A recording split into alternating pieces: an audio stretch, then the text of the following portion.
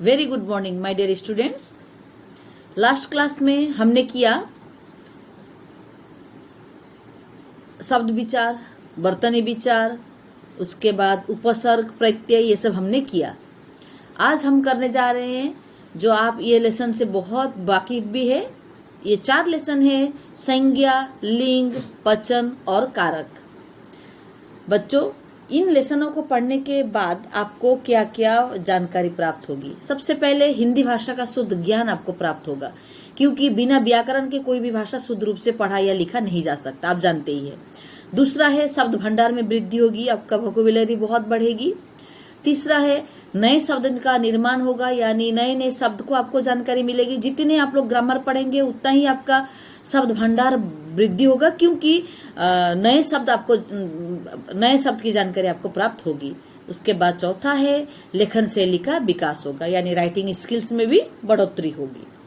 उसके बाद बच्चों मेन कॉन्सेप्ट यहाँ पर क्या है, संज्ञा तथा उसके भेद के बारे में जानकारी प्राप्त होगी, लिंग तथा उसके भेद के बारे में जानकारी प्राप्त होगी, वचन के प्रकार आपको जानकारी प्राप्त होगी, तथा कारक और विभक्ति चिन्ह की जानकारी आपको प्राप्त होगी, जो ये 4 चैप्टर के अंदर आपको प्राप्त होगा।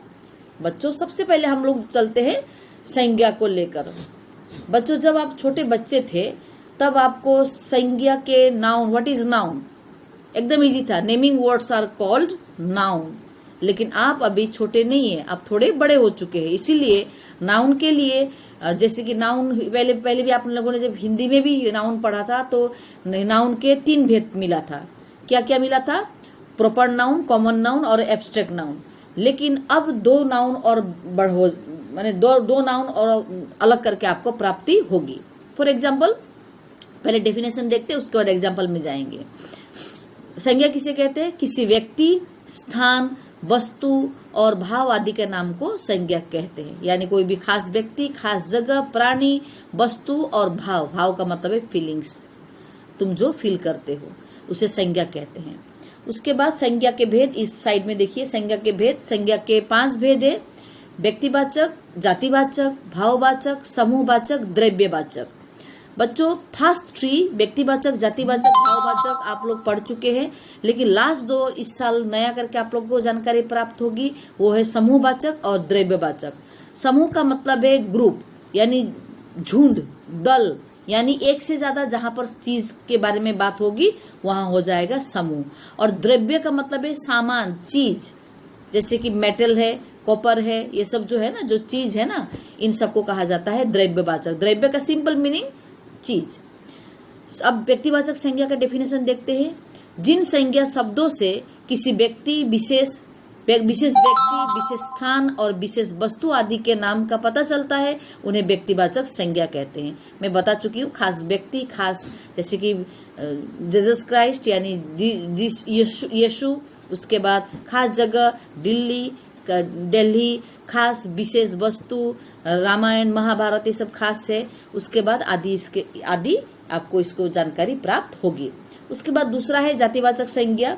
जिस संज्ञा शब्द से उसके पूरे वर्ग अथवा जाति का बोध होता है, यानी कोई भी चीज जिससे पूरा जाति का वर्णन होता है। जैसे कि फॉर एग्जाम्पल फूल नाम बोलने से क्या होगा, उसका विभिन्न प्रकार के फूल है, कोई लाल है, पीला है, नीला है, और कोई खुशबू आती है, किसी से खुशबू नहीं आता है, तो इस प्रकार के जाति होता है। यानी जब कोई समूह के बारे में बताया जाएगा वो है जातिवाचक संज्ञा।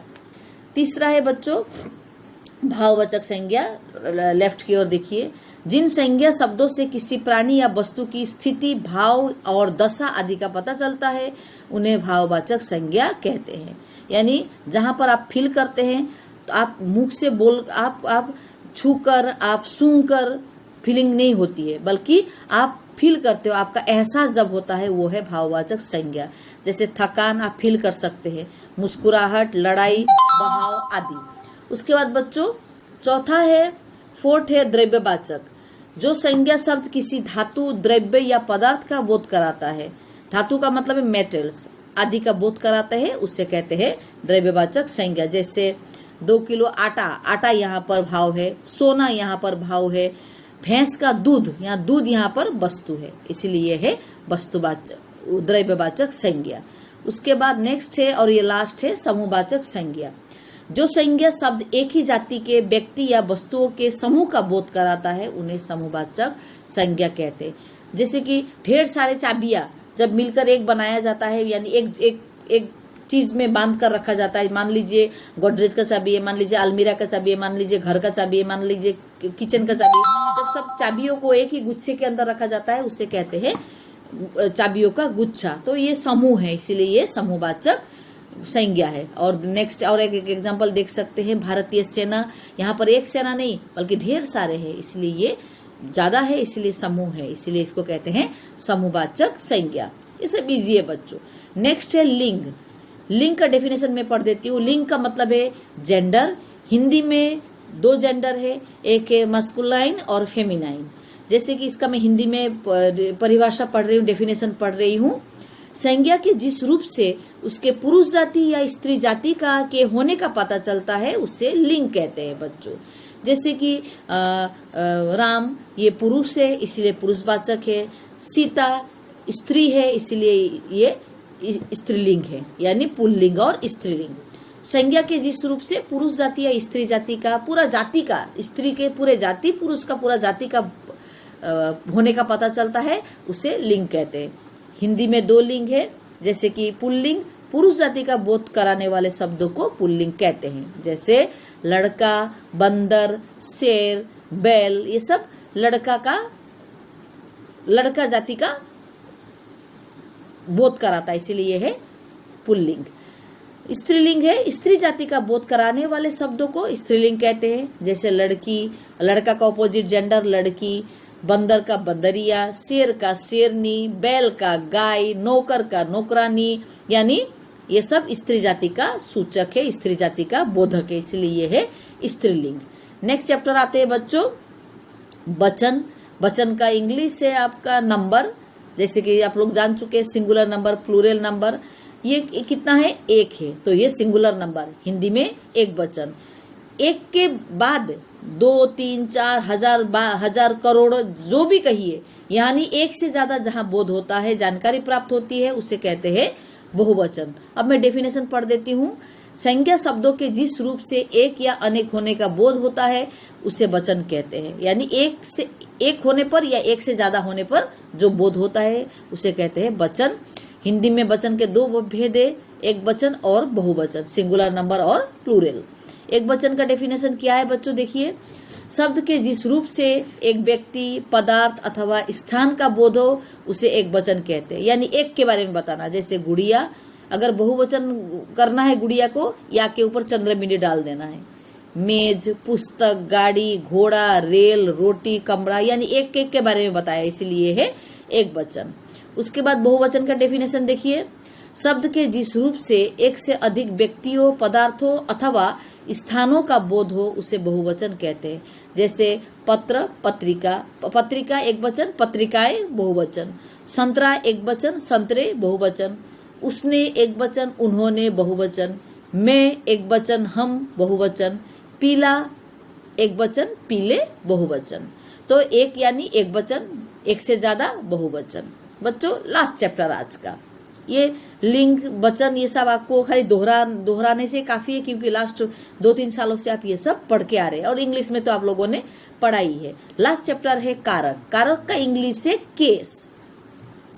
अब केस क्या है देखिए बच्चों, डेफिनेशन देखिए काले ये लाइन के अंदर, संज्ञा या सर्वनाम के जिस रूप से उसका संबंध वाक्य के अन्य शब्दों से जाना जाए उसे कारक कहते हैं। यानी नाउन और एक सेंटेंस में नाउन या प्रोनाउन का दूसरे सेंटेंस के दूसरे पार्ट के साथ जब जोड़ा जाता है और जोड़ने वाला जो चीज, जोड़ने वाला या अन्य शब्दों से जानने वाला जो वर्ड्स होते हैं उसे कारक कहते हैं, इंग्लिश में केस कहते हैं। कारक के चिन्ह को परसर्ग या विभक्ति कहते हैं, यानी कारक के जो चिन्ह है, सिंबल है, उसको परसर्ग या विभक्ति भी कहा जाता है। कारकों के भेद, काइंड्स ऑफ केस, कितने हैं? 8 है। कर्ता, कर्म, करण, संप्रदान, अपादान, संबंध, अधिकरण और संबोधन। जैसे कि आप इंग्लिश में भी यहाँ देख रहे हैं, कर्ता नॉमिनेटिव, इसका विभक्ति चिन्ह है ने, पुलकित ने गृह कार्य किया। उसके बाद है कर्म ऑब्जेक्टिव, वो है उसका परसर्ग को पुलकित ने ध्रुव को पढ़ाया। उसके बाद है करण इंस्ट्रूमेंटल, इसका विभक्ति चिन्ह है से द्वारा पुलकित ने पेचकस से पेच खेला। उसके बाद है संप्रदान, उसका इंग्लिश है डेटिव केस, उसका विभक्ति चिन्ह है को के लिए। जैसे एग्जाम्पल है पुलकित मामा जी के लिए पुस्तक लाया। उसके बाद है अपादान एबलेटिव है, उसका विभक्ति चिन्ह है से। जैसे कि एग्जाम्पल देखिए, पुलकित कमरे से निकला, ये से जो वर्ड है ये सेंटेंस को एक दूसरे पार्ट से जोड़ा है। पुलकित कमरे से निकला, कहाँ से निकला? कमरे से निकला। उसके बाद है संबद्ध जेनेटिव है, इसका विभक्ति चिन्ह है का के की रा रे री। एग्जाम्पल देखिए, पुलकित की माता जी कार्यालय गई, ये की जो वर्ड है ये है संबंध, यानी पुलकित से माता का संबंध है। उसके बाद है अधिकरण लोकेटिव, जैसे विभक्ति चिन्ह है में और पर। जैसे कि एग्जाम्पल है पुलकित कुर्सी पर बैठा है, यानी पुलकित किसके ऊपर बैठा है? कुर्सी के ऊपर, इसीलिए ये है अधिकरण। उसके बाद लास्ट है संबोधन, यानी वोकेटिव केस। जैसे अरे, हे, रे, यानी किसी को बुलाना या पुकारना कहा जाता है संबोधन। संबोधन का मतलब एड्रेस करना, बुलाना। अरे पुलकित क्या खा रहा है? किसको बुलाया जा रहा है यहाँ पर? पुलकित को। तो ये 8 भेद है, इस हर एक ये 8 पूरा भेद का डेफिनेशन है। कर्ता संज्ञा या सर्वनाम के जिस रूप से क्रिया करने वाले का पता चलता है उसे कर्ता कारक कहते हैं, यानी करने वाला। यहाँ पर मैं पढ़ा रही हूँ, मैं कर रही हूँ, मैं कर्ता कारक हूँ, ठीक है। उसके बाद है कर्ता के बाद है कर्म कारक, जो काम हो रहा है उसे कर्म कारक कहते हैं, काम होना। उसके बाद है जैसे माँ ने नेहा को टॉफी खिलाई, किसको खिलाई? नेहा को, तो नेहा यहाँ पर नेहा को टॉफी खिलाई, ये कर्म है, यानी ऑब्जेक्ट है। उसके बाद है बच्चों करण कारक, क्रिया के करने में कर्ता जिस साधन का मतलब है चीज, कोई भी काम हो रहा है जिस चीज से वो काम होगा उसे कहते हैं करण। फॉर एग्जाम्पल चम्मच से चीनी घोलो, यानी यहाँ पर कौन सा करण कारक कौन सा है? चम्मच से, यानी चम्मच यहाँ पर उसका साधन है चीनी घोलने का। उसके बाद बच्चों संप्रदान है, संप्रदान किसी को देने के लिए होता है, जिसके लिए कोई कार्य किया जाए, जिसे कुछ दिया जाए, वो संप्रदान कारक होता है। एग्जाम्पल के लिए नानाजी सुभाष के लिए कमीज लाए, किसके लिए लाए? किसको देने के लिए नानाजी लाए?